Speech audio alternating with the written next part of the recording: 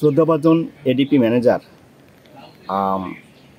Mister সুদীপন Khiang ওনার বসতবাড়ির উপরে আসলাম এবং ঘুরতে ঘুরতে আমাদের প্রোগ্রাম অফিসার মিস্টার উজ্জ্বল রত্ন নিয়ে আসলেন। একটা অদ্ভুত জিনিস, চমৎকার জিনিস দেখলাম।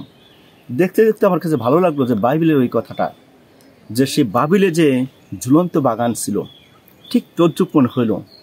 এখানে অনেক প্রকারের গাছ সমারোহ, সবজি, ফল, ড্রাগন, মরিচ গাছ পর্যন্ত রয়েছে।